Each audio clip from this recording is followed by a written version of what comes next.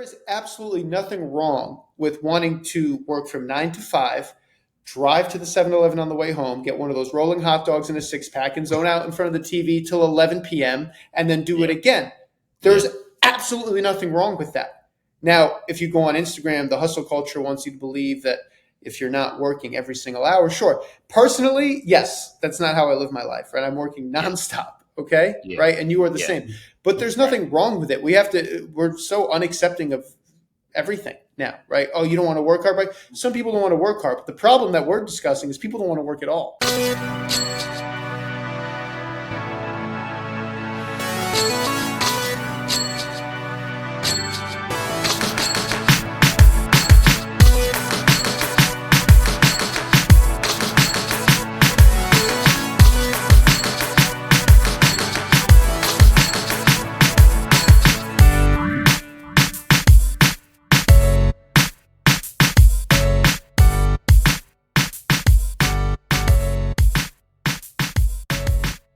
All right, welcome back to the Crucial Convo podcast.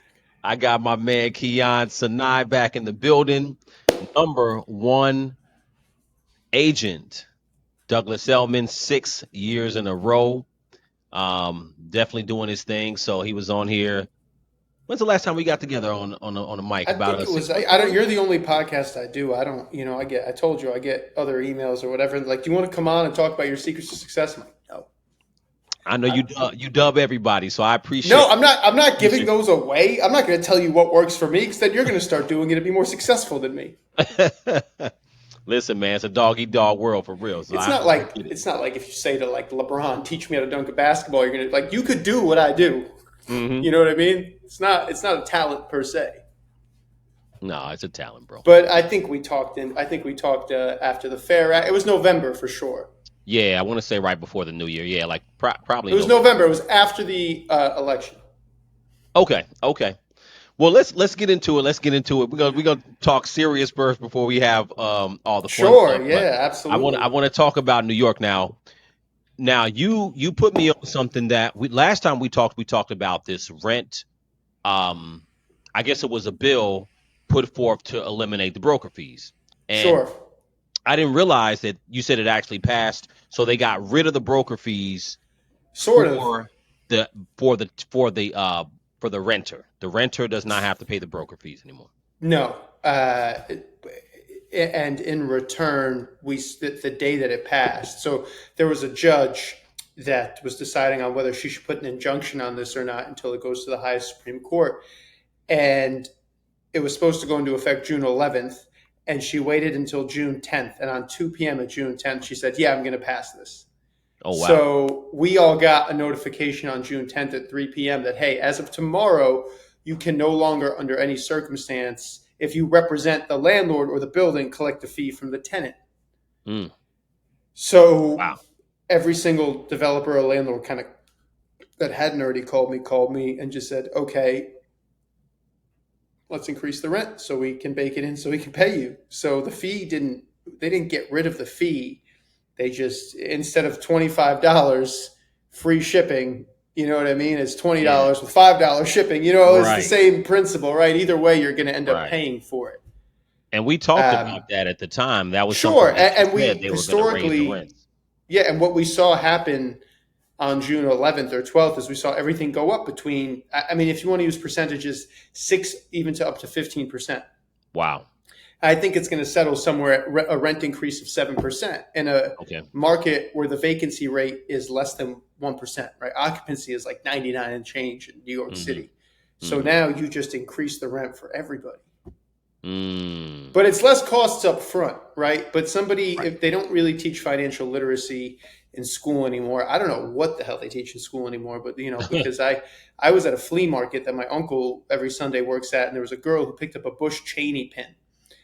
And she said, oh my God, this is so random. This is the year I was born. And she was wearing like an NYU hat. She went to NYU, and I said, I looked over, I caught, and I said, you don't know who Bush Cheney, you don't know George Bush or Dick Cheney? He's like, no, I was born in 2000. I'm like, how the hell did you get into NYU and you don't know the president who was president from 2000 to 08, essentially, right? So what did this chick learn in history? I don't know, right? And I sound like that old guy yelling at the cloud, as they say. That's crazy work. But what is great, like, come on, it's like, what did you learn, right? So, but financial literacy wise, if you went to and this is what, when the bill was being discussed, I had certain people, we could call them clients, people I put in buildings. Like a lot of the finance guys were like, won't they just pass it off to the tenant? And I'm like, yeah. And they're like, oh, I'd rather pay the fee, right? Because, in a $5,000 apartment is now $5,400. Right. You could have paid $5,000 with a 1 month's fee, and then next year they increase your rent to $51 or $51.50. Right. If you stay somewhere for 2 or 3 years and you bake in that 1 month's fee, it's not as big of a cost, right? It's like, okay, right, I'm paying an extra $100 a month that's going towards the fee, give or take. Now on year 2, you're paying $5,500 on an apartment. So when you renew, even if the landlord only increases you 3%, you're being increased off that number that had the fee baked into it. Right. So long term, you're paying them much more. Yeah. And so what just happened is the property value for the landlords went up overnight. Every apartment rent roll went up $400 or $500. And that's the new standard. So that's what, as someone whose boots on the ground, who's getting 18,000 steps a day, people are saying, yeah, I'm super frustrated. Now, the average building that you represent, how many units are in the average building, would you say? Oh, man, that varies. I have 40-unit buildings. I have 120-unit buildings. It varies, right? But just to give you an example, if you were looking at an apartment to move into July 1st on like June 5th, and it was $6,000. You woke up on June 11th or June 12th, it's now $6,695. You're like, what the hell? So now people feel like they're even getting less for their money, right? But the argument was it's less upfront cost. You don't have to pay if it's $5,000, right? 1 month's rent, security, broker's fee. Okay, that's $15,000, right? In New York, you don't have to pay last month. You pay first in security. Okay. Now, theoretically, I think the tenants or any renter was probably thinking that, okay, if the landlord hires you as the agent, he should pay you, but they figured that, okay, they're going to pay you now, but the rents are still going to stay the same. And I think that's, like you said, that's something that people didn't account for, that the landlords are going to bake that fee in, because at the end of the day, it's just the way it goes, I think the fundamental question is, why didn't they account for that, right? Like what were they taught and educated in, just in terms of thinking, right? Because you always say, right, if somebody says something is too good to be true, you say, what's the catch, right? And I think a saying that goes back generations is, I'm sure you've heard this, there's no such thing as a free lunch, right? Right. People say like, hey, come to this thing, it's a free lunch, and then you go there, and then they get up stage and you're like, oh shit, I'm at a pyramid scheme. You know, it's like there's no such thing as a free lunch, right? Buy a timeshare or something. Yes, or it's like, hey, girly, right? Like, the hair care products, right? But it was a free lunch. There's no such thing as a free lunch, right? The cost is going to get passed off one way or another, and nobody ever said, well, where's that cost going to go, right? Yeah. Right. So I think it speaks to the financial literacy, right? But who rents, right? I think this law and the damage it's doing to the consumer speaks to the financial literacy of the consumer. But with that being said, Klarna lets you finance your DoorDash order, right? I don't know if you know about this, right? So they got buy now, pay later for burritos, right? Do that for DoorDash. That's crazy. Klarna did it for 2 months and already came out and was like, yo, so the people who were financing their burrito are not paying us back. And it's like, really? The person who needed to do 4 installments for their, McDonald's order isn't paying you? That's crazy, right? Like, how did that happen? I don't understand. How did we get here, right? Right. But a lot of wise people, when I listen to them talk about financials and fiscal responsibility, they say anytime an offer is presented to someone, whether it's a stock or an opportunity, right, you have to think, okay, what is the downside to this? Right. If somebody comes to you and says, hey, guess what? There's this broker's fee, but we're just going to ban it and get rid of it, and then it's just going to disappear into thin air, and you go, that's a great idea, let's do it. It's not how life works. Right.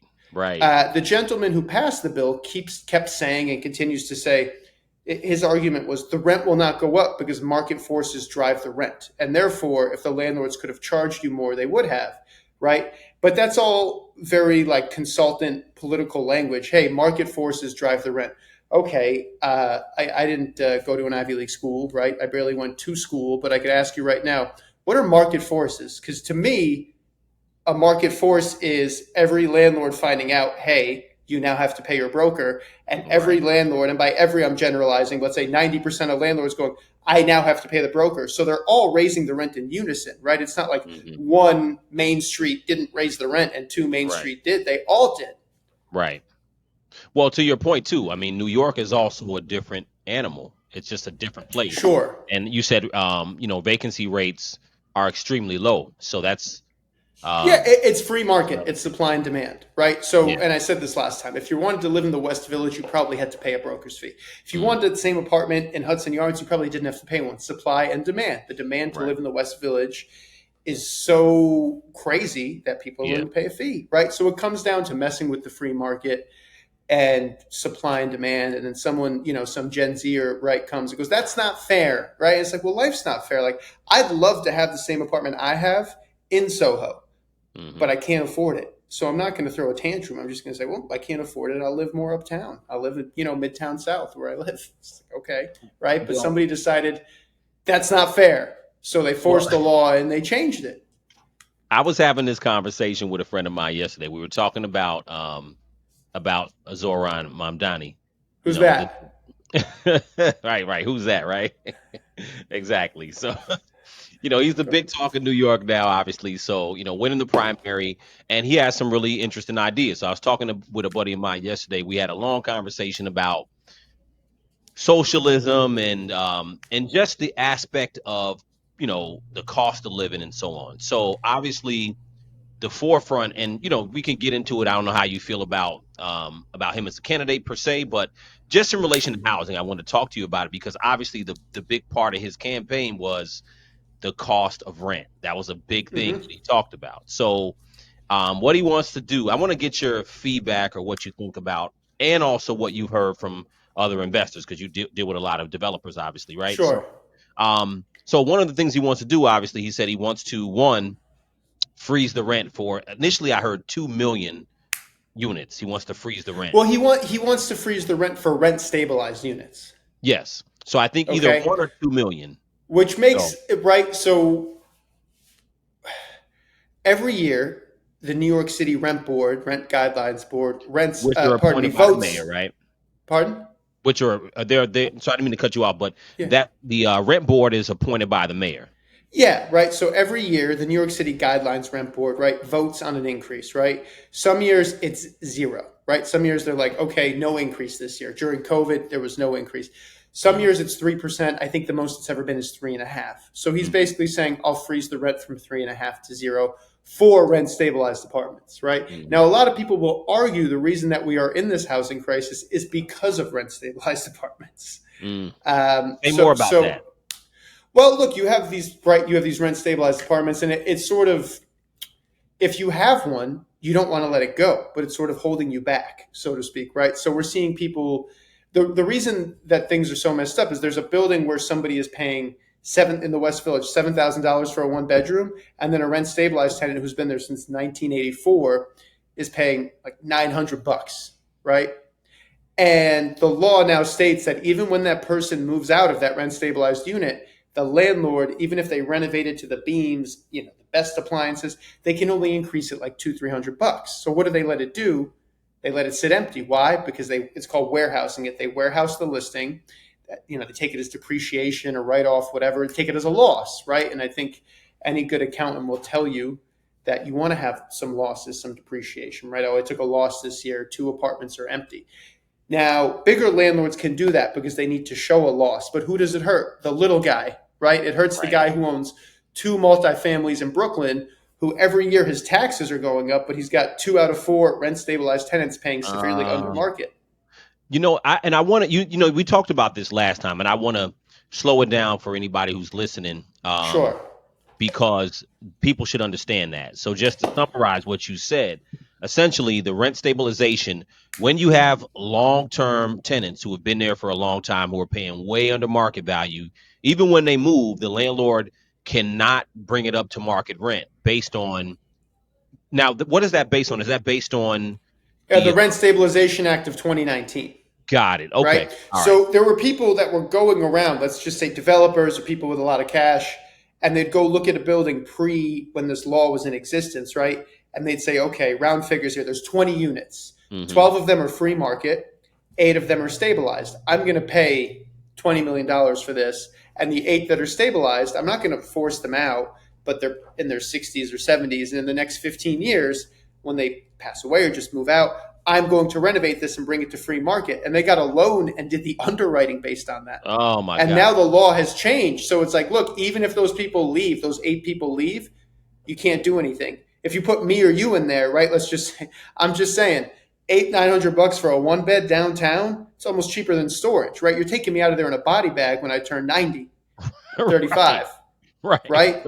Facts. So I'm going to be in there for 60 years at a 2% increase, no increase. In 60 years, I'm going to be paying $2,000 when the market rent is like $9,000, right? So, right. So it's like, everything they do, every legislation that I've seen them pass in regard to real estate has actually helped the bigger guy and hurt the little guy.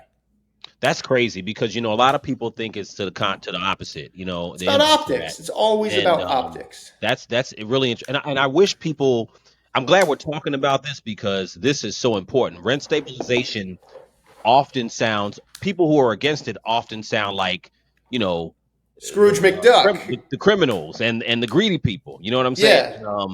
Look, it goes back to the principle of teaching a man to fish versus feeding him a fish every day, right? Mm-hmm. Like, where is your incentive to work hard and hustle and try and make your way up when you're like, my rent's only $800, right? Why would you ever want to move on? So some people hold on to these apartments, way longer than they should, right? Yeah.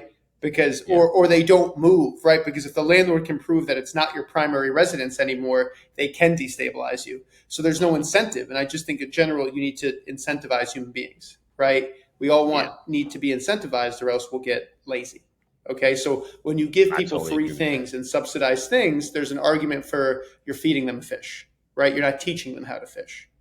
So, and this was a conversation I had essentially yesterday. It was about that. Now, this was the whole thing. Now, I do agree with that. I think that, people have to be encouraged to move up in life. Otherwise, you will just stay in that same place. Obviously, if you can live in anywhere in Manhattan for $800, you're probably going to stay there forever, right? Unless you have a family and you want a yard and all that, it's another story. And even then, you're like, whoa, let's hold on to this place, right? Yeah, exactly. Yeah. You might sublet it or whatever. So that's a fact. Now, in between,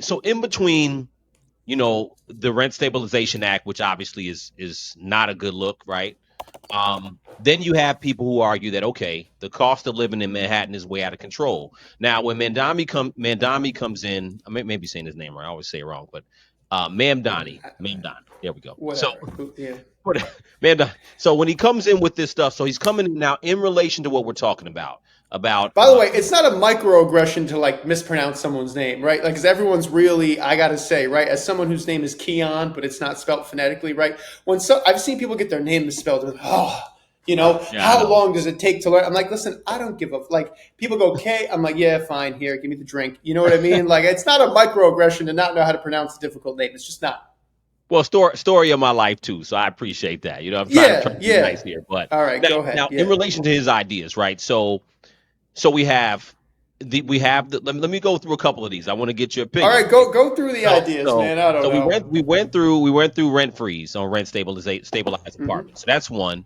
Now the other thing that's really interesting. So I'll say this. I'll just full disclosure. I think the ideas that he has, in a perfect world, is great. For everybody to have everything, without any effort, right? I get it, but building 200.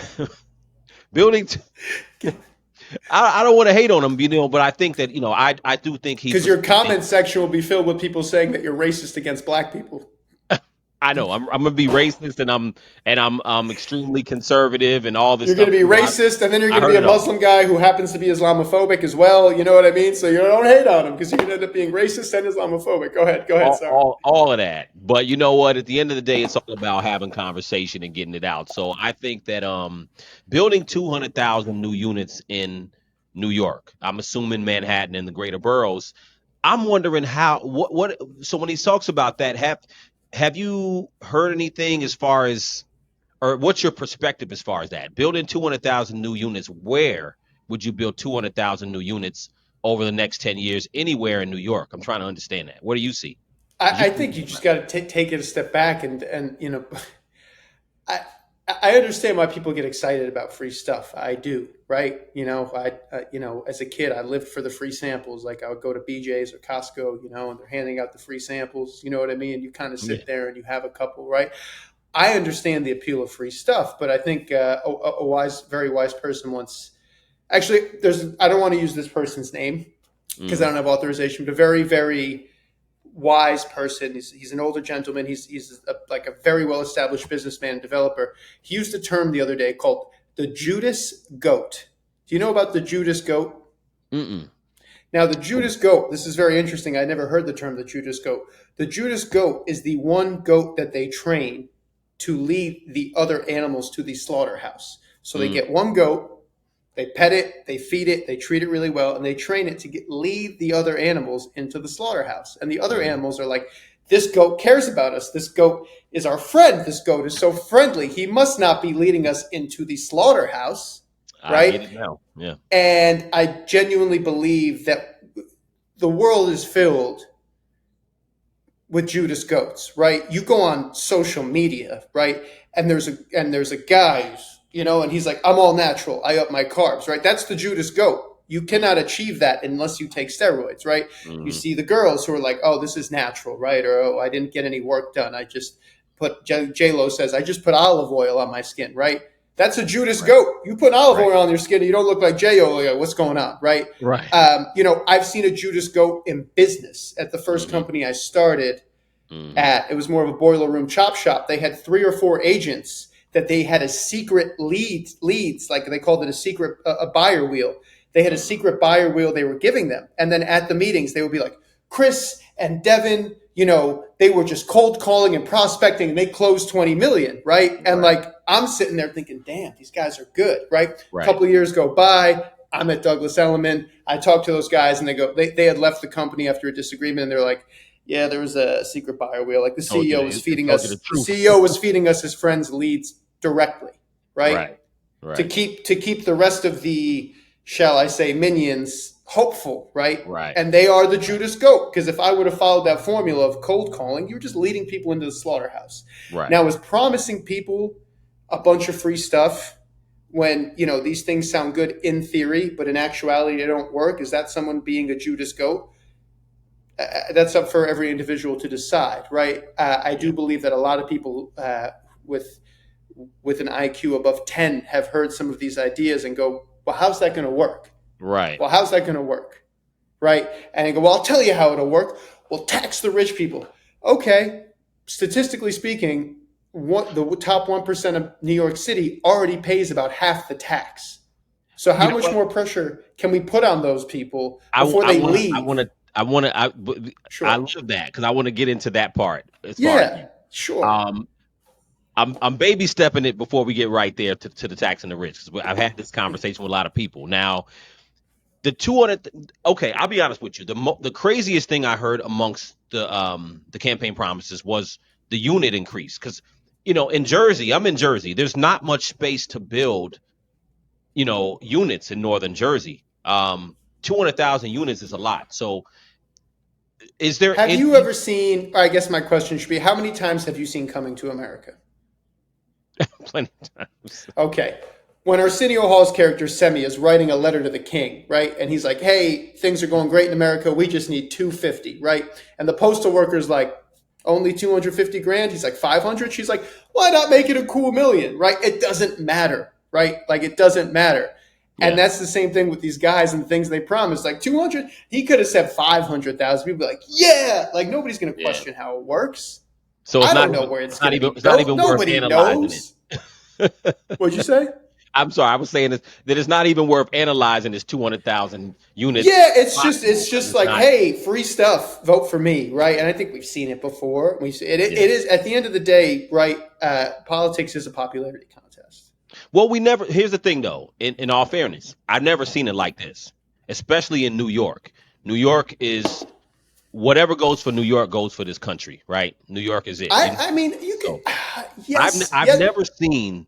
We're talking about free buses, I mean, are we? Is that possible? I don't know. I don't know. I mean, he also said he wants to put all the homeless people in the subway station. It's just, there's already enough homeless people in the subway stations, right? And I think, unfortunately, people get it's about. I look at everything from I guess from a sales and a psychology perspective, right? And I think you get people excited, you play on their emotions, and then you sweep everything under the rug, right? You get people excited, you play on their emotions, and you sweep everything under the rug. Now, we're talking about a popularity contest here, right? Hot guys for this person, this and that, and it very much has become a popularity contest. Nobody really cares about policy, what's effective, what's not, right? We think we've seen them already destroy the housing market with the Rent Stabilization Act of 2019, and then the FAIR Act, right? But it is a popular, and one of my favorite fun facts, and I bring this up all the time, and people think that I'm on the spectrum. My wife thinks I'm on the spectrum. I probably am. But the reason that George W. Bush beat John Kerry in 2004 was because Bush just seemed like a regular guy you could have a beer with. That's all it came down to, right? And for the people who are watching this who were young at the time, we were in Iraq. There was all this stuff going on, right? And it just came down to the fact that people just really couldn't connect with John Kerry, right? Yeah. Bush threw a fundraiser and it was like a barbecue. It was like a cookout. Kerry threw one and it was at a 5-star hotel, a white glove and champagne. And then he went to Philadelphia, got a Philly cheesesteak with the camera in front of him. They said, "What kind of cheese you want?" He said, "Swiss." And that was it. He was cooked after that, right? Right? Pack him up, right? That's it. You know what I mean? Yeah. Swiss cheese, right? You see what I'm come on now, right? Yeah. So people are like, this guy, I don't relate to this guy. I'm going to take the other guy. Even though he got us in a war, I'm going to take the other guy, right? Exactly. So I think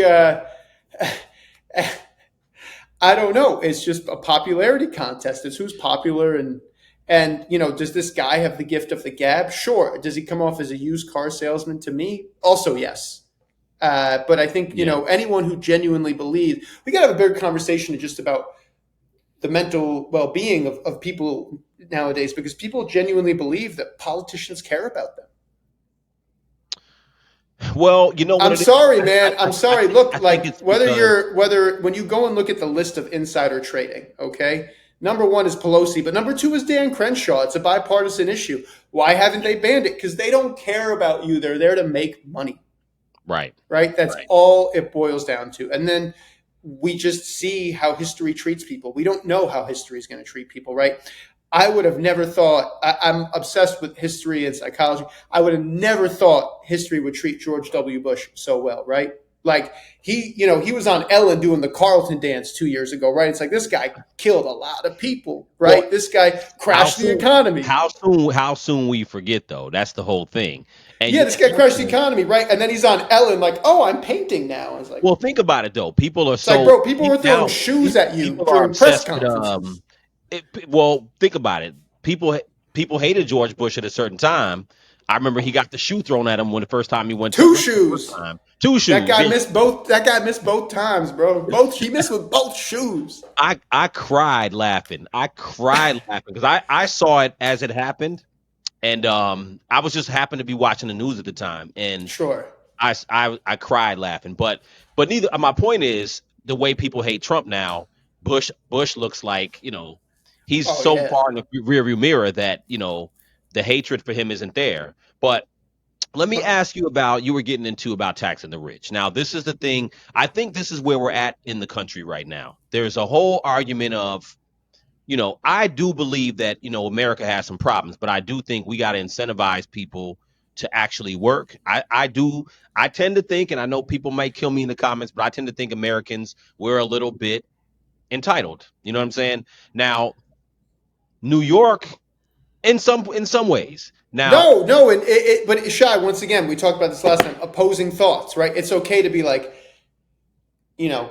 track. What was that song? Beyonce's track with Kendrick. America has a problem, right? It's okay to be hey, this country has its issues, and it's still the greatest country in the world, right? I don't see people dying on rafts to get to Cuba. I see people in Cuba dying on a raft to get here. What does that 100%. Tell you? If we break down the actions, I see people fleeing from, countries that are under the, fundamentalist Islamic regime to this country, only to come here and be this place sucks. And it's you know what I think sucks?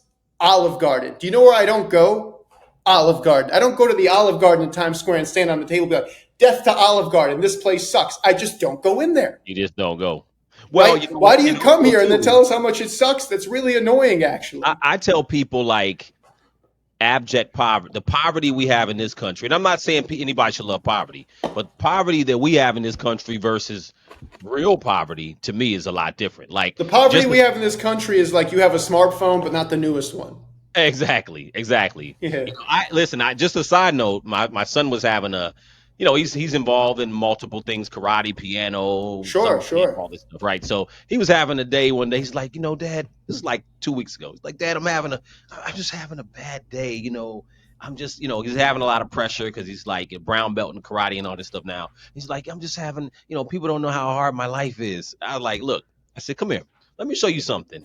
And I began to show him kids who are really in poverty, who are living in rubble, who's shy. You don't even have to do that. You could just show him. I've known you a long time. You could just show him what you did to get him a house, right? Like how hard you grinded, right? You grinded that hard. You worked that hard so he could have a better life. I had to. I feel you, but I had to show him kids who have real problems. But real problems. Just the whole thing is it's all perspective. So I think that as far as our country, I think that I was having this conversation yesterday, like I keep saying, with a friend of mine, and I thought about our conversation today is that I think people right now are at a point where just going to work, just doing what they normally do, they feel subjected. They feel like, like to your point, I've grinded, you grinded, a lot of people grind, and I think we still are. Yeah, it doesn't ever stop. People feel like, I'm being subjected just from working, so even in the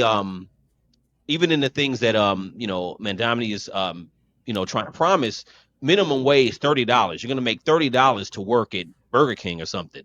That's fine, but then a Whopper is gonna be $45. You know what I mean? So correct. Yeah.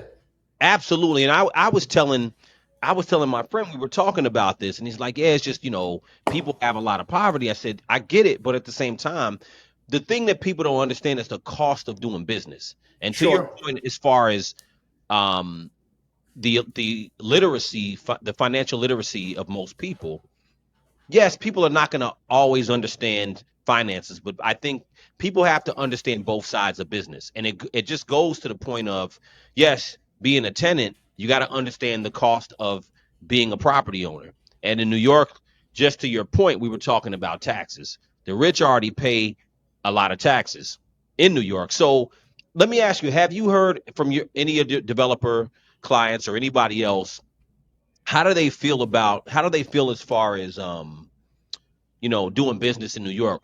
One of the wisest people I know, the gentleman who told me about the Judas goat, he told me, I saw this all coming, so he actually moved most of his business and operations to Florida. About, I think 15, maybe 20, in the process, he said they're making it impossible to make money here. Right now, everybody needs to make some money, so to speak. Right. So, but in general, listen, New York City will always come back. Right. Smart people, financially literate people will say, okay, this guy's got 4 years. I'm calling bottom. The property will get cheap. They'll snap it up. And then, okay, if this guy does a terrible job, if he gets elected, 3 years, all of a sudden it's going to be like so-and-so's coming. And then the market's going to come up. Right. And I think we saw that happen after the election. Right. We saw the market run up like crazy after the election. Right. Yeah. It's going to be the same thing with housing or rentals in New York City. Right. Right before we got on, I was looking at some financial stuff, and it's 4 months ago, JP Morgan said there's a 70% chance of a recession in the second half of this year. Today they came out and said the bull market is going to start in July. Right. So you can't even trust. It's so funny because when Goldman and JP or Morgan or whoever is saying like it's a recession, blah blah blah, it's like they're probably just saying that to drive the price down. Like we can't trust these people. Right. I was having the same argument with. They said, Shai, they said definitely a recession second half of the year. I remember Jamie Dimon and other people saying that, but I was like, no, because those are the same. Listen, I totally agree. But they drove the market down. Of course, but they were, they're exactly. And the whole thing with tariffs, I was saying a couple of months ago, I'm like, okay, people are like, oh, Trump is destroying the market. I said the market is going to bounce right back up. This is all speculative, it's noise, it's news. The fundamentals never really change, right? So Not on good you know what I mean? businesses, right? Yeah, not on Yeah. good business. But everything comes back to people not saying, well, what's the downside? Right. Right? Nobody actually genuinely said with the FAIR Act or with this, well, what's the downside, right? Because you always have to weigh the downside, right? A very good friend of mine, he buys, he's a big investor in Tesla, right? And there are multiple times where, because he's a very good friend of mine, he says to me, hey, Tesla's down. I think you should buy some today, right? And the first thing I think in my mind, right, what's the downside, right? And then when I think about what the downside is, and I'm not going to get into it because it's not factual, right? It's speculative. I say, you know what? I'm just going to go invest in Berkshire Hathaway B shares, right? So while I've invested in Berk B shares and he's invested in Tesla, like I've missed out on some huge gains. But there's also anyone who semi pays attention to the news. There's times where Elon does something crazy and right? So I chose the more, right, okay, Berkshire Hathaway shares are not going to triple in the next year, right? But what's the downside, right? There's way less downside, right? So when someone says anything to me like, hey, you can get a great deal on this, like, okay, what is the downside? Right. And people don't think like that, because if they did, they'd say, hey, we're proposing this bill that's going to ban broker's fees. If you're a tenant, you don't have to pay. The landlord has to pay, right? My first question is, what's the downside? Where's the fee going? But nobody wants to ask that. Well, let me ask you this, Key. Let me get your perspective on this too, and you can just tell me whatever you think about it. So the question is, the cost of living. It's a big dynamic issue. I don't expect any one person to have the answer, but New York is obviously extremely expensive, like many places, just like California is extremely expensive. Now the question is, I think there's narratives. So there's one narrative that says that, okay, look, it's part of a larger problem. It's just part of the way America's going. And then the other thing is that all the rich people are the problem. And I tend to think, here's the thing, I tend to look at it and I say, well, okay, maybe some rich people could be a problem, but I don't necessarily think that it's about, because I think the narrative, we're selling people that, oh, the rich are the issue. And it's because all these greedy landlords, they're greedy. So well, you need a boogeyman always, right? Just throughout history, right? You always need a boogeyman. Exactly. So in New York, what do you think the issue is as far as the cost of living? I mean, what is your perspective as far as that? Because you live it. You're in New York too. You pay bills like everybody else. You know what I mean? I when it comes to housing, I think and I'm not Warren Buffett. I'm not any of these people, right? But to me, it seems almost too simple, right? Because you say, okay, look, roughly we have 100,000 or more apartments being warehoused due to this rent stabilization law. So the landlord just lets them sit empty, right? Now, if you were to abolish this law and say, okay, you can renovate it and bring it to free market, right? Like free market value. So you could take your one bed in the West Village that's $800 that hasn't been upgraded since '78, and you could put in the washer dryer and the herringbone floors. You can make it all nice. Market rates, let's just say $6,000, right? What that does is that floods the market with 100,000 apartments, right? Hence the supply of apartments goes up. Most of them are going to be renovated. Okay. That will level out the rents because you have more apartments in the market. The rents are being kept artificially high, so to speak. Right. Yeah. It's like you purposely go to, I'm trying to think of a better example, but if you go to the Rolex store and they say, hey, we made 10,000 of this watch, right? Versus we made 1,000 of this watch, right? So the supply is so limited. They could flood the market with supply if they got rid of the rent stab law, right? But they don't want to do that. And now, the warehouse. Just a quick question about the warehousing. I know you handle most of Manhattan. Is the warehouse? It's happening all over the 5 boroughs. Yeah. Oh, it's happening everywhere in all over. Yeah, Queens, Brooklyn, whatever, right? But so if you're a landlord and you own 10 buildings, right, and you have to warehouse 6 units, it's not the end of the world. You could write it off depreciation, right? But if you're someone who worked very hard and you bought one multifamily building in Brooklyn, it's got 4 units and 2 of them are rent stab, and your taxes are going up every year and you're paying water, sewage, heating oil, right? Because almost every apartment in Manhattan, heat and hot water is included. Right. So you're paying all these costs and the taxes continue to go up every year, but you can't charge the tenants more because they're rent stab, or you have to let it sit empty because it's, fair market is $4,000 and you have it sitting stabilization $800. Now you're taking a loss on the building. What do you have to do now? You now have to sell it to a bigger guy, a bigger landlord, because he can take that loss. He can stomach that risk. So it crushes the little guy. It crushes the small business owner. So many people don't understand that. It's actually very simple when you describe it, but I think.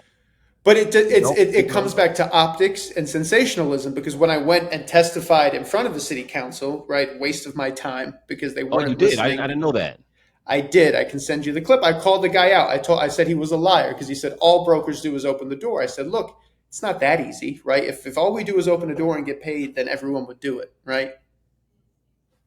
I don't know. I mean, you could. I think also people are angry because of the cost of living, and because people are angry, they're just looking to punch down on any and everyone. And I think to live your life like that is just, how miserable do you have to be, right? So sure, brokers are getting attacked right now, right? If I walked in to a coffee place, right, and there was a sign that the people making the coffee, the baristas, were trying to make more money, right? It was a sign that said, support us, we're trying to get our wages up by $2, right?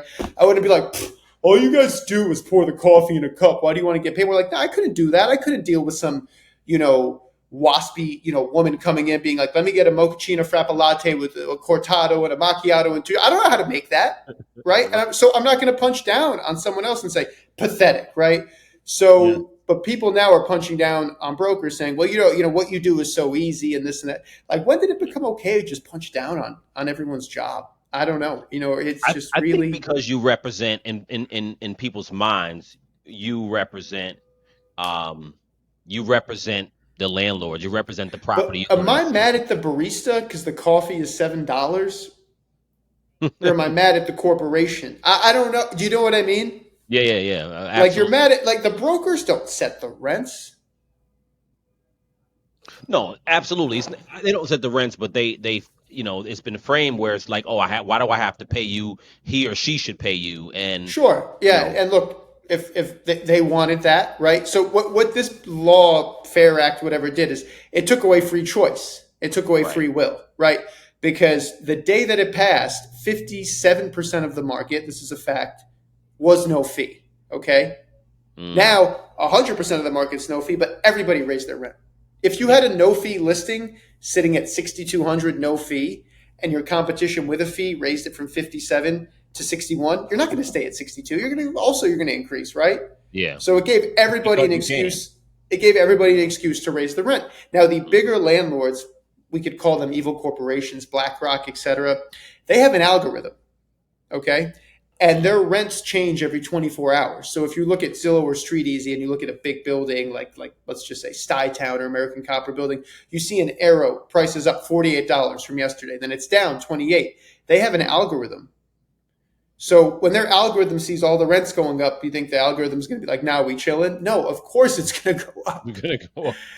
So but people who made this bill, right? 23-year-old who with a trust fund, right? This is Jay-Z's, lawyer essentially, right? So he went to a private school. He never had to struggle. He doesn't understand this stuff. And that's not even to put him down or to punch down on him, right? Yeah. But if you ask me to come on your podcast and talk about how the tariffs are going to affect the food supply chain, I'd be like, don't call me. I don't know anything about that. Yeah. It's not my area of expertise. That's not in my circle of competence. Yeah. Yeah. No. And if I tried to pass policy on that, probably wouldn't be very good.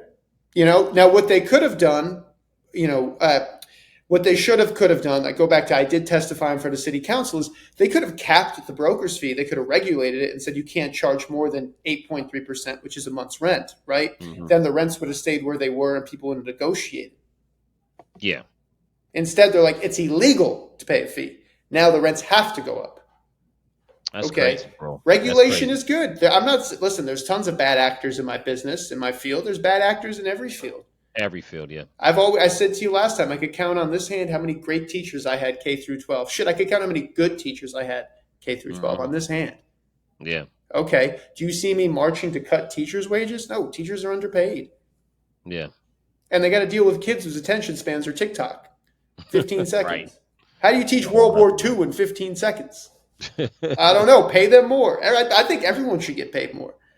I mean, I do too. I mean, there's certain professions I think should get paid more, but I think that this whole cost of living, And here's another thing. So I'll just say this too, because I think the thing people are missing, they are looking to, to, like you said, to punch down on somebody. It's somebody's fault that everything costs so much. But I think what's happened is that people are going to have to repurpose their skills, because at the end of the day, the issue is, yes, the cost of living is nasty, and obviously the housing market is what it is. But if you pay everybody more, or if you just give something free, somebody's going to pay for it. And it's always, like you said, it's important, I think, in the conversation to see both sides of it. Because if you do free buses, or if you charge, just for example, even the developer you're talking about, move their business. There are other people who have money can pivot and move their business, and they can Sure. move. So Yeah. it's not a problem. People who do business are trying to make money. So at the end of the day, it's like, I think that we got to repurpose people to have certain skills to, add value to the marketplace, to demand some money. Because at the end of the day, look, yeah, anybody can get their license, right? But they're not going to go and do what you do right away. It's going to take Sure. time Yeah. and work. Absolutely. You know what Yeah. I'm Well, saying? look. I mean, I So think we're facing bigger issues with. I think they said like 80% of Gen Z. They asked them your top 3 dream jobs, and everybody wants to be an influencer, right? But that doesn't really add. And look, once again, I'm not even punching down on influencers, right? Because everything, anyone who does something at a very high level, who's the best at what they do, I would never punch down on them. I'm fascinated by it. So the best influencers in the world, right? From the moment they wake up to the moment they go to sleep, it's all about capturing and creating content. Imagine living your sure. life like that. I wouldn't want to do that. Like you wake up and you're like, you have your first bowel movement and you're like, I took this probiotic, Yeah, you know, exactly. and then you It ain't have for breakfast and everybody. you have to film your breakfast, okay, Right. and then you have to take a photo of your breakfast and you have to take a video with your breakfast, right, and then you got to go to the gym, you got to film that, right. So I would never like, but to want to, for that regular person to say that's what I want to do or that's what I want to be, it's a little alarming. Well, that's because, the problem is, and again, this goes back to what we have going on right now in America. Like, we live in it's a service-based society. So at the Now, end of the day, yeah, it's extremely service-based, right? So at the end of the day, it's like everything isn't for everybody. And that's part of the issue with, I think, the workforce, is that people are entitled, and people feel like, okay, if I'm not making enough money, I need to be given something. And I think that there's a lot of situations where people have to repurpose their skill. I know a lot of people who have pivoted. You pivoted. I know I pivoted throughout my life to do things. If I didn't get the results I wanted, the money I wanted, I pivoted to do other things. And I think that's one of the biggest issues, because it's not that, people,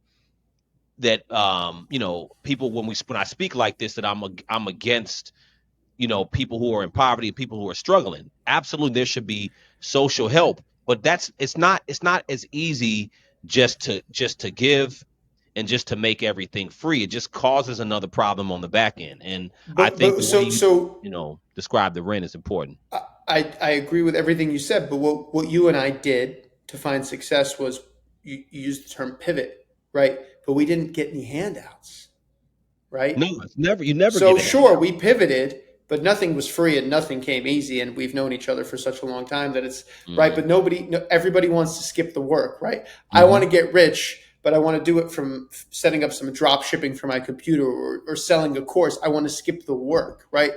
And I guess what people who buy these courses don't realize is the people who are really making money are too busy making money to sell you a course.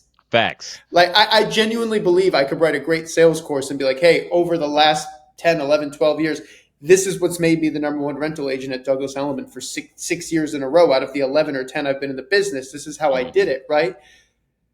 But nobody would everyone would cancel because they buy my course, right?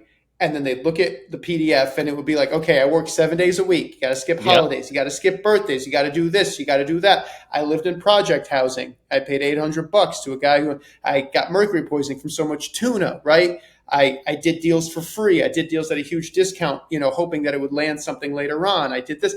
And then they'd be like, I don't want to do this. Can't I just repost some stuff? Right? It's very difficult. Listen, a lot of people could be me. I don't think a lot of people want to be me because of what goes Bro, into it. let me tell you, I was having this literally the same conversation, and that's that's the main thing. Everybody wants to be an entrepreneur. Everybody, and that's what I don't like as far as the conversation now. Ever since To quote a Dame man from Dash, your hometown, that's that who shit I don't like. yay? Oh, right. Oh, TP. Nice Okay. little Chicago plug right there. But All right. Dame Dash said you should not want a boss. You don't want, calling somebody a boss is like calling somebody daddy. And everybody jumped on this entrepreneur. But Being an he's entrepreneur, broke, right? Just to be clear, he's broke. well, He squandered hundreds of millions of dollars. here's the thing. Here's the thing. No, okay, all right, okay, No, go ahead. I listen. I feel you, but my thing with that is that here's my thing. An entrepreneur, anybody who's ever worked for themselves, knows that you're gonna work more. You're gonna work harder when you work for yourself. You know what I'm saying? So everybody who's success, I've never met a successful person who works 40 hours a week and has, just to your point, I don't know people who have like great hours and all that if you're going to work for yourself. You got to really work. So this idea that everybody wants to be an entrepreneur and I'm going to work for myself, it ain't for everybody. And like you said, when you really get into what it takes, most people aren't built for that, which is okay. I don't think That's it's and for that's the everybody. other thing, and that's cut you off. That I think that other people need to understand. Look, right? You have to be self-aware. You have to be able to hold opposing thoughts, and you have to be honest with yourself, right? You Right. could waste years of your life if you're not honest with yourself, right? So, Yeah. and nobody is 100% honest with themselves, right? We all live in our own reality. But Mhm. when I got my license, going back a long time, my uncle Faradine, who's someone who is I look up to. So he had to escape Iran through Turkey, and it was a whole thing. And when he came Mhm. here, he was cleaning industrial boilers. He was painting homes, and now he's a C-suite executive, which is pretty awesome, right? But there was someone I think in his hometown or something that he didn't think was smart enough to go to law school Mhm. at the time, right? And he had, I just met this person, and then I said to him, I could never do law school, right? I just academically, I'm not inclined, okay? Mhm. And he goes, yes, but do you understand that you being able to say out loud, like, listen, I couldn't do law school. Like, I could work 100 hours a week and hustle and grind and use my street smarts, but I could not do that type of academia. That's a talent in itself because most people are like, no, I could do it. Like, no, I couldn't do it. I couldn't do med school. I couldn't be a barista. I couldn't do it. I couldn't make those drinks, right? And I have no shame in saying it. So people need to be honest with themselves on what they can and can't achieve. There is absolutely nothing wrong with wanting to work from 9 to 5, drive to the 7-Eleven on the way home, get one of those rolling hot dogs in a six pack, and zone out in front of the TV till 11 p.m., and then do it Yeah. again. Yeah. There's absolutely nothing wrong with that. Now, if you go on Instagram, the hustle culture wants you to believe that if you're not working every single hour, sure. Personally, yes, that's not how I live my life, right? I'm working Yeah. nonstop, okay? Yeah. Right? And you are the Yeah. same. But there's Right. nothing wrong with it. We're so unaccepting of everything now, right? Oh, you don't want to work hard, right? Some people don't want to work hard. But the problem that we're discussing is people don't want to work at all. Listen, and you know what? Let me Go stop ahead. there because that's the truth. Honestly, that's where we're kind of at now. Yes, there are people who are in abject poverty who need help, mental problems, And they don't homelessness. get that help. They don't That's get that help. they don't get, and that's one thing. But there is a segment of the population, and that's why I said that's where I think what America has is that we have a lack of things to do, right? So you know if you go back to more industrial times, 40s, 50s, 60s, either you as a man, either you worked or you didn't work. You know what I'm saying? But most people were looking for work because work is something that occupies you and sustains you, right? Work So is worship. Yeah, man, it you know is, what I mean? So what has happened is that the reality is that a lot of people actually don't want to work, and a lot of people who do work feel like they're being subjugated or they're being taken advantage of. You know what I mean? So Now, with the that's younger generation, so my wife is like an eating disorder psychologist, but so she tells me this stuff, and I kind of see it. The younger generation, why would you at 18, right, want to? I'm paraphrasing here, right? I've been working since I was 12 years old, okay, right? And when I was 12 years old and I was sweeping and lining 8 tennis courts for $10. It took me almost 2 hours. I was happy to get paid. I wasn't like, yo, Brad Pitt gets 20 million a movie. Why the hell should I be doing this? But now, present times, or so I'm told, right? And I've sort of picked up on this. The person doesn't even at 18 doesn't want to get a job at the fast food joint or whatever, because they know someone who on the computer who streams or whatever, you know what I mean, who makes millions of dollars a year. Yeah. Yes. And they feel like they deserve it. Everybody feels like they deserve to be rich. And that's the thing where I don't look, I'm not rich. And but a lot of times people feel like, oh, you're just caping for the rich. And it's like, no, there are a lot of rich people. And I'm not talking about even Elon Musk. We can take the super, super rich people. I'm talking about people who we never heard of, like the developer you're talking. There's a lot of people who are $10 million, $20 million rich, $50 million rich. In the grand scheme of things, isn't rich, super, super rich. But there's a lot of people like that you never heard of that really worked hard over time and built their wealth. And at the end of the day, like, there are a lot of kids who don't have the work ethic and are like, yo, everybody deserves. And I think that's the difference. Everybody doesn't deserve to be rich. Everybody doesn't even have the work ethic to even be wealthy or even, you know what I mean? So, but the people who don't have it are still expecting it. They feel entitled to it. They feel entitled to it. Yeah. Yeah. And like I said, they are put in a very tough spot, because when I was 16 years old, I didn't know anyone who made millions of dollars streaming themselves playing video games, right?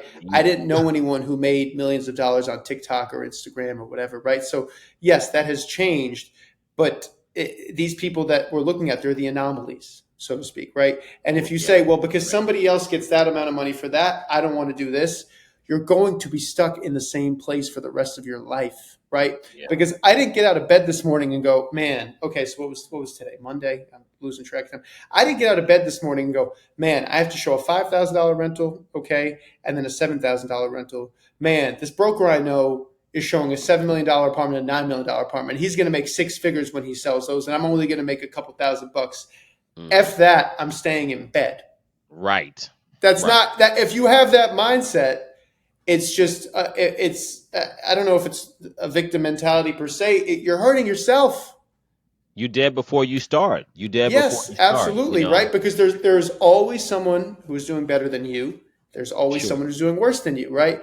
It's you're right. There's people on my floor at Doug Elliman. They only do 10 million and up. Right? What's 3% of 10 million? Don't do the math. I don't want to cry.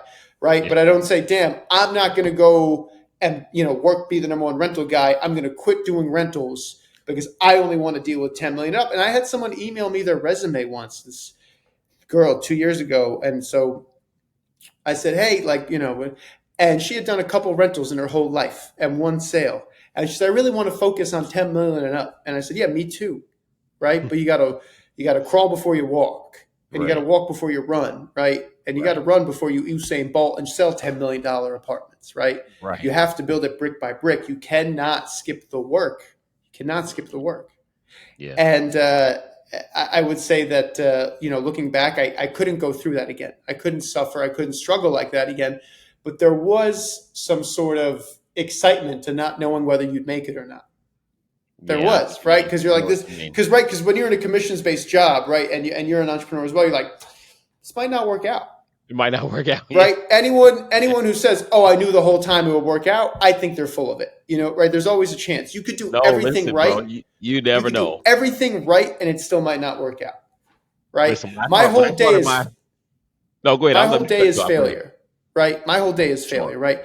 The apartment I showed today, I've shown to 5 people. Nobody's taken it. I could care less. I just need one. I don't go home and sulk about the 5 or sulk about the person who said they really liked it and never got back to me.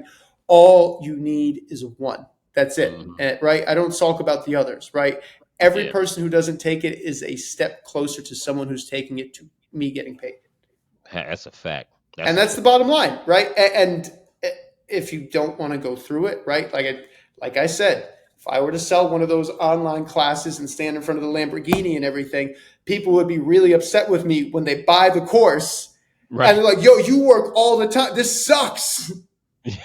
I want to know the secrets. Right. There are no Right. secrets. There are no Yeah. I want to work. secrets. I want to work 1 hour a day and I want to be do able to kick drop my feet shipping. up. I want to do drop shipping. Do you know what Right. drop shipping is? Because I don't.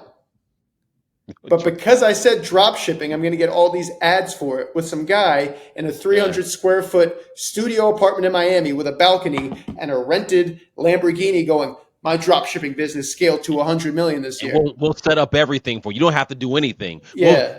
I have the vendors. I have the Just buy distribution. this course. All you gotta do is just buy Just this. buy this. All you have to do is buy the course. All you gotta do. That's all Nothing you got else. to do. All you need. You don't even need a computer. All you need is a cell phone, and you can.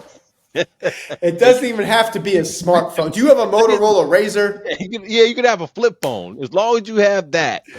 You'll be good. Yeah, but if someone really had to write those courses, right? Like if I sold that course, right? If I quit real estate today and sold that course, and I wasn't being a Judas goat, right? And I was being genuine, and I wrote this Hustler's Manifesto, nobody would want to do it because Yeah. everything that I did to get to where I am, there was a chance of failure, right? It's like, Yeah. so I got to skip these birthdays and holidays and work 7 days a week and save money and do all this stuff. And you're telling me it's not guaranteed? No, it's not guaranteed. There are no Right. guarantees. Right. That's what's so And scary. It's not that's what's guaranteed. working for yourself. That's what being an independent contractor working for yourself I really could still very much be working, living in the same place, right? Where I got mercury poisoning, right? Where I lived in the bedroom and a guy lived in the living room in the church. I could still be living there, even though I put in all of this work. I could still be living there. It could have not panned out. It was all Yeah. risk. There was no salary, nothing. Yeah. Who's willing to take chances like that? No, I mean, look, at the end of the day, you're never going down that road if you feel entitled. And entitlement is one of the worst things in the world. So I Yeah, I think that think just you entitlement know, and victim mentality. But where did everyone, when and where did everyone become so entitled and such a victim? I think the culture changed, American culture changed, and like you said, I mean, when you look at younger people, for me, like I've been working since I was 14. Um, well, actually 10 because I had a paper route when I was There 10. you go. Yeah, My okay. first job Listen, job that's how was Buffett started. A lot of people started with pay. You're in good company. yeah, you're And when you I look mean, at even when you look at Warren Buffett, he didn't get to those billions and billions until he was in his 50s, right, right? But like to right, quote the right. man, nobody wants to get rich slowly. That's a fact. That's a fact. That's Okay. the big thing, and everybody does believe that it's going to happen quickly. And I think that ultimately, I think that people think that the cost of living is the issue, but I think that people think that somebody's just going to delve out money. And I had said even if the rich decide they're going to Because they pay. did during COVID. You know, they were like, hey, here you go. Well, listen, when during COVID, people were like, "Yo, this is great. I'm not going back to work because I'm making Yeah, more money unemployment. just Yeah, and getting this it check." destroyed the You know, country. but look, at the Yeah. end of the day, even if the rich decide right now to say, we're going to pay more taxes, and delve out more money, and there's going to be free this or free that. The problem is that the money that's generated from people working or the lack thereof doesn't change. So people have to become more productive. So I what think you're saying is, and I think somebody said this, a philosopher, the problem with socialism is eventually you run out of other people's money. 100%. And there's no productivity. That's the biggest problem. So, Sure, you don't want to create a welfare state where it's like 80% of the people are living off of the other 20% being taxed or whatever it is, right? And I think that everyone says the middle class always gets screwed, right? The ultra wealthy have loopholes to not pay tax. And look, I know people right. that live in, lottery apartments, right? They live in a luxury building, they won the lottery, and they pull up Dodge Hellcat SRT Jersey plates. Yeah, it's in their mom's name, and they pay $800 for rent. I'm Sure. not mad, right? Like, listen, you're either effing the system or the system's effing you. That's it. Yeah. It's the bottom Yeah. line, right? For sure. And if you're not either of those things, you're middle class and you're getting taxed to death. How much more can we tax the middle class? They're already taking out like half. Bro, listen, yeah. I Yeah. don't. How much more tax burden can we put? I don't know. I'm not into. So Well, even people who are rich pay a lot of taxes, and a lot of sure, people sure. people think the rich are just big corporations. Yes, the rich do have loopholes, no question, but the rich do pay a lot of taxes. I personally think that, just to your point, I'm glad you brought up a lot of the laws, particularly in New York regarding rent, is that there has to be better policy, because at the end of the day, it's not, the Bernie Sanders, like, Mamdani is kind of like a Bernie Sanders Jr. on steroids a little bit. Like, Yeah, like when I quit. told, well, I actually, said to my uncle when Bernie first came around, I said, "Oh, college is going to be free," and I remember he goes, "Well, who's going to pay for it?" And after that, I was like, "All right, fair, you're right." But it sounds really good and it gets you Sounds great. excited. A lot It of sounds things sound good in theory, right? But the right. implementation doesn't work, Yeah. Yeah. right? And I think it was Tim Cook who said a couple months ago, he testified and said, "Look, the it's not just that it's less expensive in India and China or whatever, but they are much more skilled laborers, right? There We you don't go. have skilled labor here anymore." There you go. And from coming from a real estate background, there's a lot of sites, hotel. There's 2 hotel sites that I know that I used to walk by during COVID, and the foreman told me that they had to shut it down multiple times because the workers were on opioids. Wow. Right? So they don't even test for marijuana anymore. Most of these construction sites, they test for opioids, right? So there's, I think that regardless of whether you want to look at it as China or enemies, right? They say no civilization is conquered from the outside until it destroys itself from within, right? So they pumped all Wow. this fentanyl into this country, which I've been personally affected by. I've had many friends, and if I had to count, I'd say 15 people from my senior class graduating have OD'd at least, right? Damn. A kid who was on the varsity soccer team the other day, I saw an obituary, and I was like, him, right? He, like, right? So, but that's it. So the civilization, the United States, is just being destroyed from within between just fentanyl and the division, I think, right? I Yeah. think that we've never seen people more divided, and it's sad, right? The one thing Yeah. you could say about 9/11, I was 11 years old, is everyone sort of united and came together, right? Yeah. Now, if God forbid there was a terrorist attack in this country, there's a large portion of the country be like, they'd be writing an op-ed about why we deserved it. Right. Right. Because I hate a to say it, but gazillion you're years probably ago, it was right. somebody else's land. Therefore, Right. these people deserve to die now. And it's like, Yeah. I don't know about all that. No, you're right. I do think that the division is crazy, and I think, more than ever, people really believe narratives. I try to, and that's the whole point of why I started this channel, is Sure, really to sure. have conversations of context. I think most conversations miss so much context, and it's so easy to just be like, "Yo, it's the rich people's fault, or it's the poor people's fault, or it's the Democrat or the Republican." It's like people don't really have any in-depth conversations. The mainstream media is all like lean in one narrative or the Sure, other. yeah. You know what I There's mean? 2 realities, right? If you live in, if you're a Fox News household, right, you are in a totally different alternate reality. If you're in a Fox News household, then Kandahar and Fallujah are safer than Manhattan right now. Okay. Now, if Right. you're an MSNBC household, right? Notice I went left, I was right, and now I'm going left. Oh If yeah, you're an NBC household, New York City's never been safer. Okay, you could sure. walk around 2 a.m. East Harlem with 6 Rolexes on, and nobody will touch you because it's this great, safe utopia. Neither are true, Neither are true. but it's just it's 2 extremes, Yeah. Yeah, right? it is. And I really I don't like how divided we are as a nation. I think Yeah. it's kind of sad, right? But when you say it's all about narratives, they just push narratives. That's it, Yeah. right? You either believe in this narrative or that narrative, right? There's no context, there's no critical thinking. It's all just groupthink, right? Either you're with us or you're against us. Or you're against us. Correct. Absolutely. It's not, hey, we But share different opinions, but this is a free country. yeah, and let's talk about it. Let's just talk Yeah. about it. Like, to me, I'm like, I love when people, I have these long debates with a buddy of mine.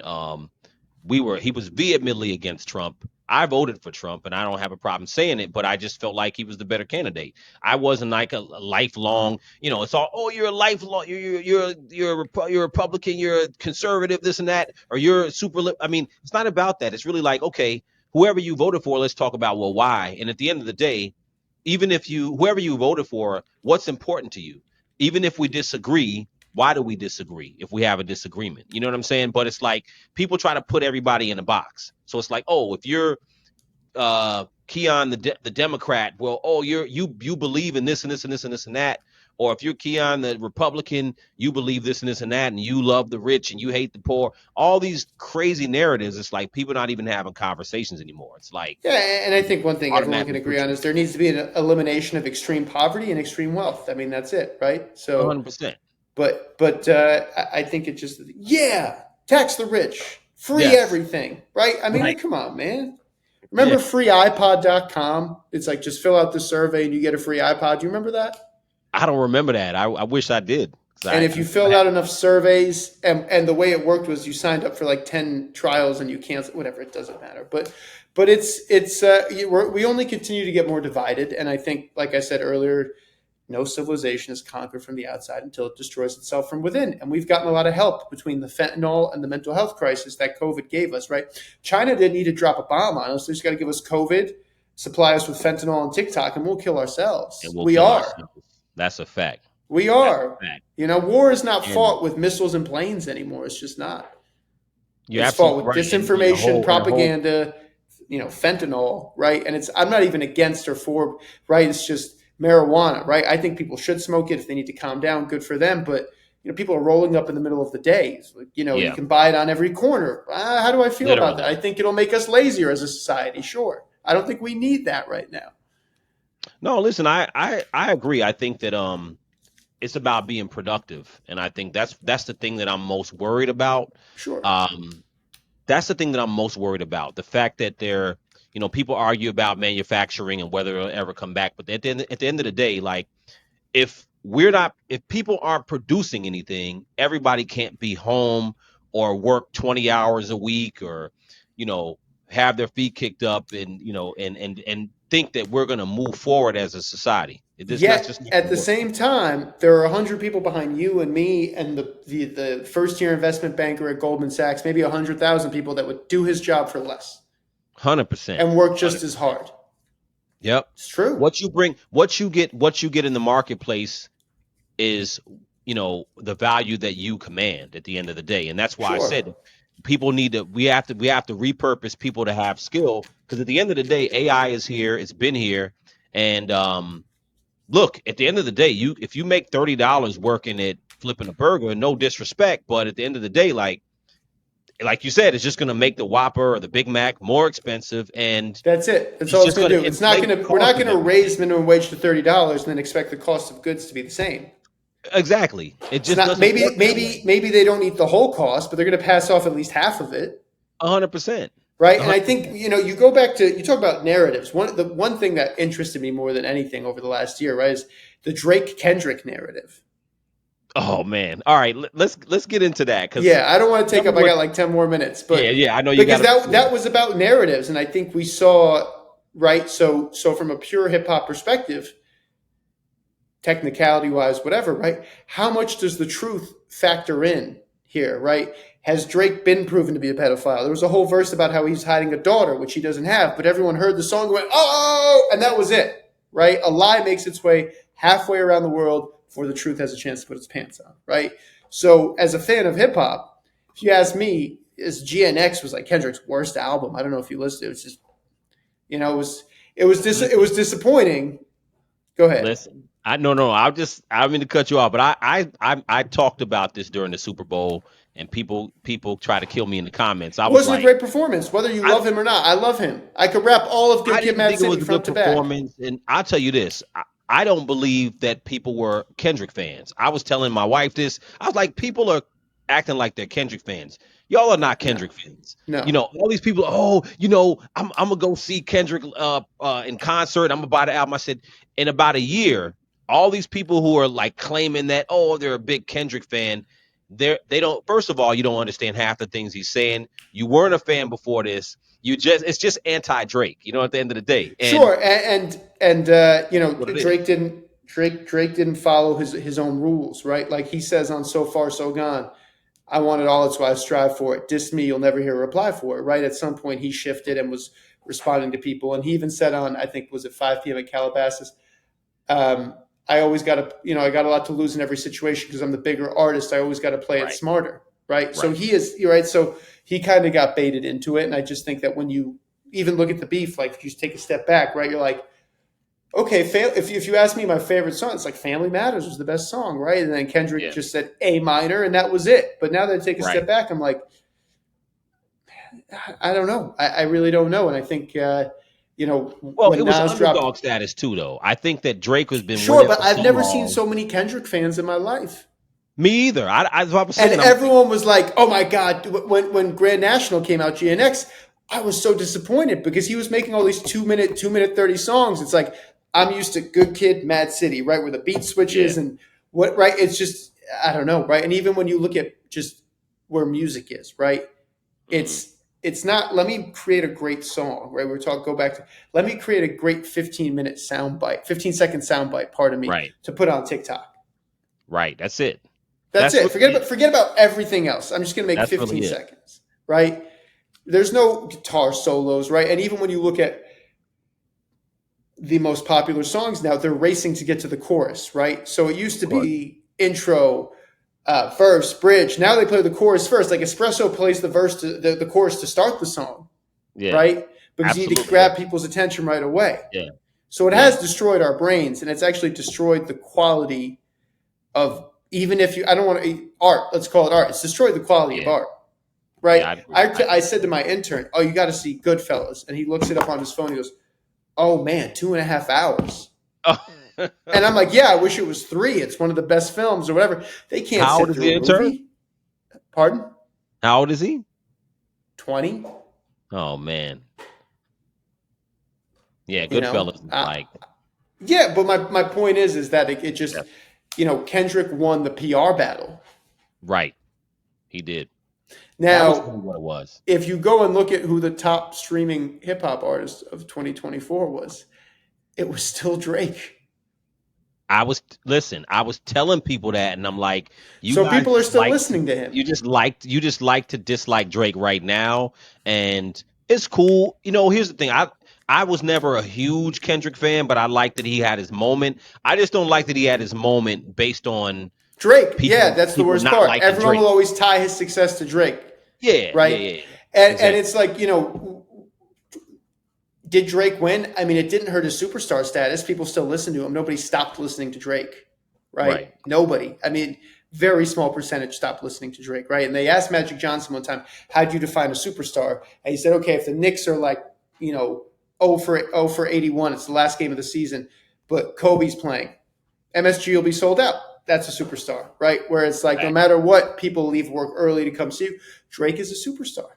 Kendrick is not a superstar, right? 100%. And the one thing I actually didn't like about the Super Bowl, I'll tell you, is that when you go back and look at the other artists that were given that opportunity since, Hove and Rock Nation took over, it was artists that had the catalog that genuinely deserved it, right? So I'm going back off the top of my head, Rihanna, okay, fair. Right. The Weeknd was coming off, Blinding Lights, and he had all these hits behind that. Can't Feel My Face, The Hills, #1 hits, right? Okay, who else do we have? Dre, M50, Mary J had to share a show. Facts. 2.5, 3 years Usher, ago. Alicia Keys, you know what I mean? Usher had his own, okay, and Usher's been making hits for 25 years, okay? And then Kendrick has two classics. Last 2 albums haven't been good, but because he has this viral hit, you're going to get in the Super Bowl? Right. People didn't know. You want to talk about skipping the work. They did not know the records. You want to talk about skipping the work, right? Rihanna, Usher, The Weeknd, Dr. Dre, and 50 Cent, Kendrick. Like, which one doesn't fit when it comes to longevity, when it comes to popularity, when it comes to quote someone who's canceled from your hometown, stadium status? Like, Kendrick is not stadium status. That doesn't mean I dislike him as a rapper. I really enjoy him. He's just not stadium status. No, I try to tell people this, man. Like, people were like, "No, you just don't." It was all white people too. Like, you didn't get the message. No, it was black people, bro. It was black people too. It was black people too. What message, Chad? You know how many Chads and Brads were like, "Oh man, he's playing 3D chess." It was black people too. They was like, "Oh, he did this for us. You don't understand how big this was for us." And I'm like, "No, it wasn't. It wasn't for us." No, if anything, it was like a bad representation because all the racist white people were like, "Oh, it's a DEI Super Bowl," and it was like, well, when you compare him to Usher, The Weeknd, Rihanna, whatever, yeah, a little bit. Well, exactly, because it really was just about exalting. I'm okay with them exalting artists in certain times. It was about Hove. not for the Super Bowl. Jay wanted to embarrass Drake. That's what I think too. I think it Oh, was 100%. They've always had a little. It was all about shitting on Drake. It was not about how Correct. great Kendrick was. And that was my biggest problem. Like, yo, so I know you got a jet soon too. No. Go ahead. Yeah. I want to talk about. So the Jimmy and Nas thing I think is interesting, and I don't even know if it's worth talking about. But I mean, is it, or is Jim Jones doing PCP? I don't know. You know what I mean? I mean, I think we saw Joel Santana was cracked out. He needed a new set of teeth. And you want to talk about longevity. At one point, Santana was posed to take over the game, right? I remember the first time I put on Oh Boy by Cameron, and Just Blaze did his thing, and then Cam had his first verse, and then Joel's came on. And I remember thinking, like, whoa, right?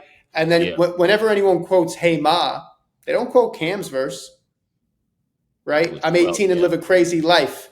And I tell you what the 80s like, plus I know what the ladies like.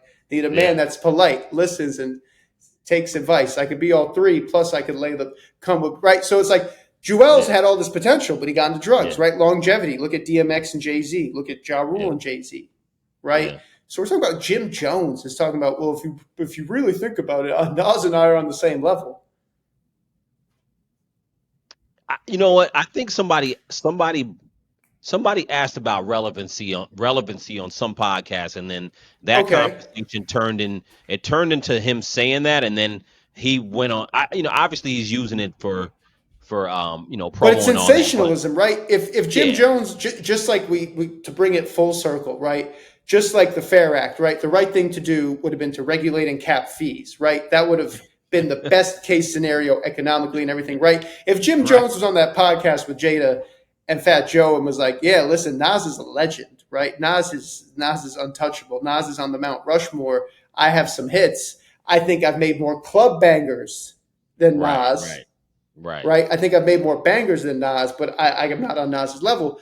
Everyone would be like, yeah, I can see that. Nas doesn't have a We Fly High, right? Right. Okay. Nas made Uchi Wally because he was trying to copy whatever, and it wasn't, right? Okay, fine. Does Jim Jones have more bangers than Nas?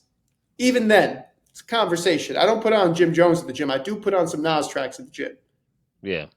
Including Hero, featuring Kerry Hilson, produced by Polo Don. I don't even think they should be in the same conversation. Sure, but he grabbed media headlines and attention by saying this.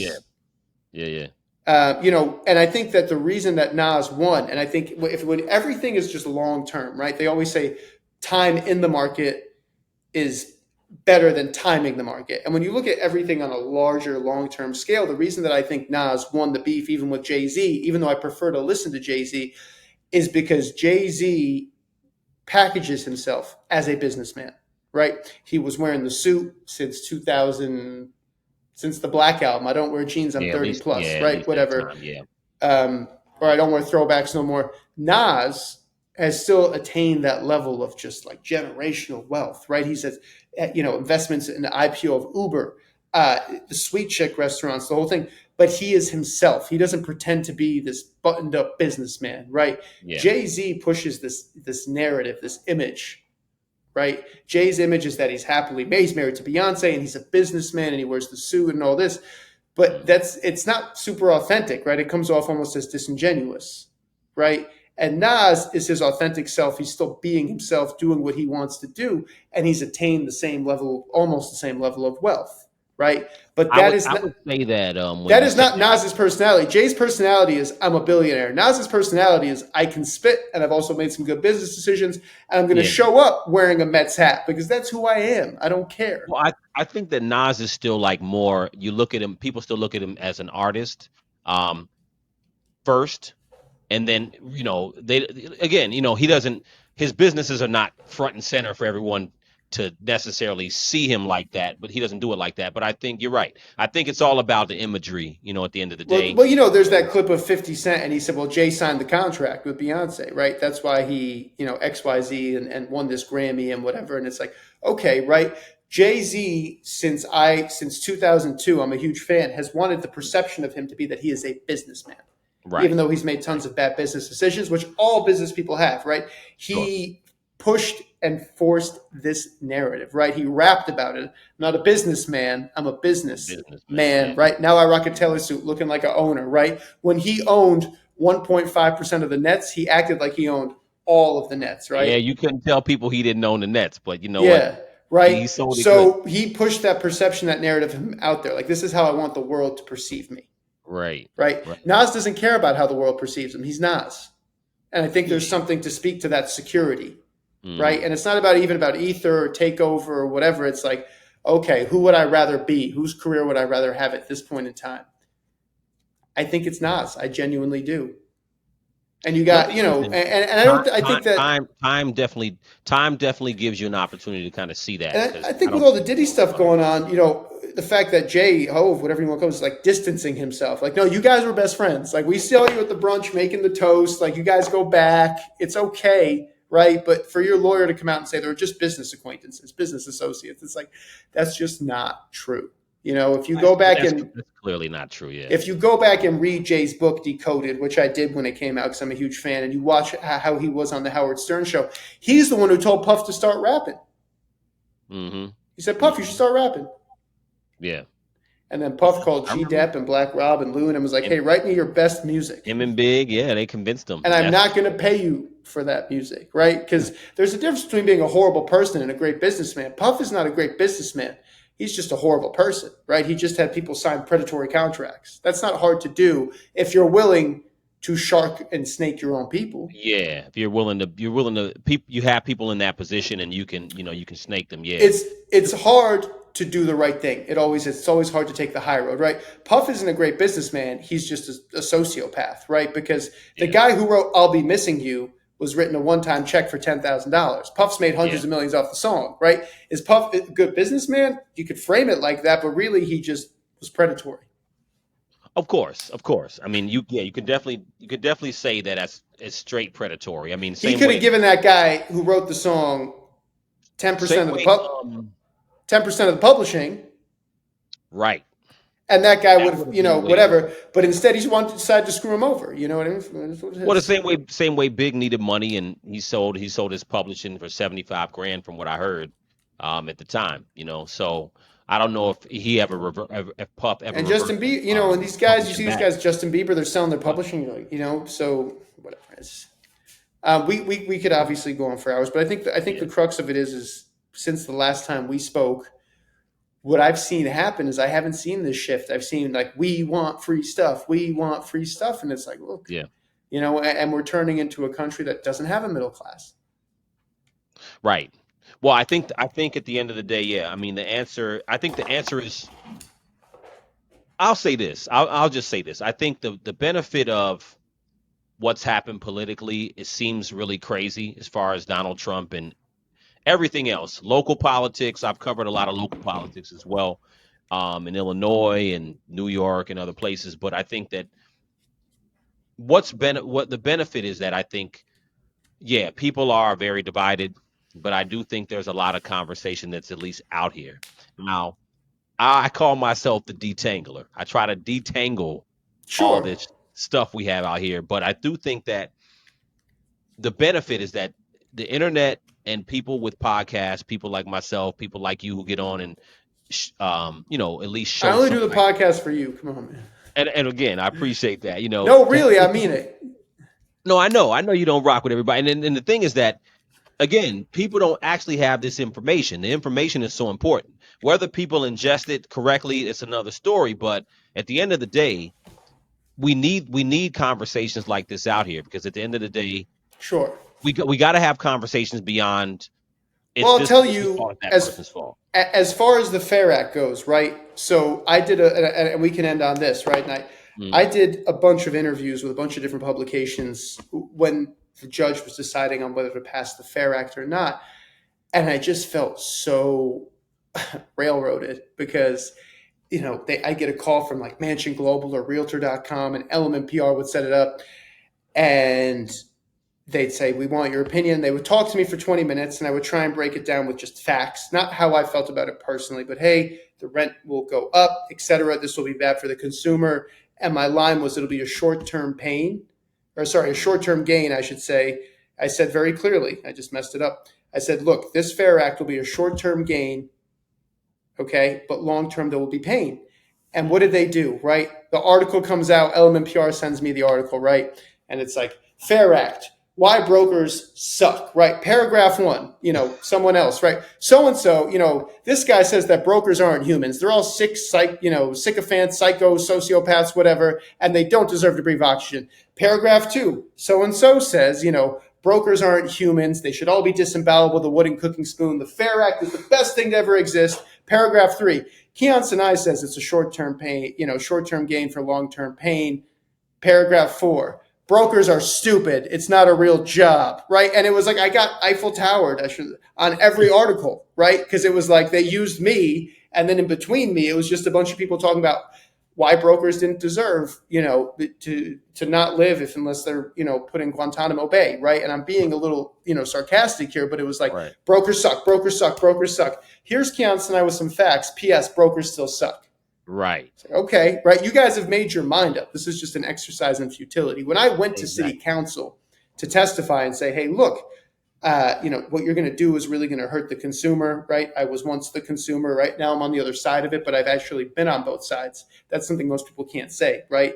The guy who passed this bill can't say, oh, I was poor once, right? And I say, hey, I'm looking at it from both sides, okay? Right? I have the perspective. I have the experience. I'm the best. I happen to be the best at what I do based off of numbers, right? Men lie, women lie, numbers don't. I've done the most transactions and the highest GCI for rentals at Doug Elliman in the last 6 years. Here is how you solve this problem. Cap the fee. Regulation is good. Getting rid of it is just a cheap headline that will hurt people, right? This dude didn't look up from his phone when I was saying that. Wow. It was an exercise in futility. They made their mind up, right? So I'm huffing and puffing in these interviews with Manchin Global and just saying, short-term gain, long-term pain. Here are the facts, here are the statistics, and then it's just 3 sentences from me in an article talking about how horrible brokers are. And it's like, all right, whatever. That's crazy, bro. Yeah. Well, listen, man, I appreciate you as always. We'll definitely talk again soon. Blessings to you, man. Keep doing what you do. Yeah, man, we'll talk soon. Let me know if you need anything from me, and I'm just glad to see you doing well. Definitely, man. I just took a pay cut, right? We just all took a pay cut with this broker fee thing, so it's like, okay. Well, it's not fun. It's not fun. I see, and well, ultimately, not much has changed. It's just a matter of the money shifting, Well, look, it's harder to rent apartments because they're a higher price, right? A lot of people were used to the fees. People were like, oh, I'll pay a 1 month's fee, right? Now it's like, oh, I don't have to pay a fee, but for $6,600, this is what I get. It's like, well, it used to be $6,000. Got right? it. Okay. So imagine you were looking at an apartment to rent for your family on June 8th, and you're like, oh, this is a great apartment for $3,000, right? And you favored it. And then it's June 12th, and all of a sudden it's $34.95. You're like, wait, what happened, right? You're not getting more for your money. The cost is just being baked in. It's crazy, man. You, as someone who's like very financially literate, will be like, I'll pay the fee up front. We're going to stay here for 4 years. I'll take the lower number. Hell yeah. Yeah. See, you should have been at council and be like, yo, this makes sense. But it's okay. It's all right. So industries will shift. I think that, in summation, people who have no experience with an industry shouldn't make policy for that industry. Drop Mike on that one. That's for sure, man. Yeah. Listen, I appreciate you, bro. Yeah. Like Drake said, bench players talking like starters. I hate it. That's all I'm saying. My man, Key.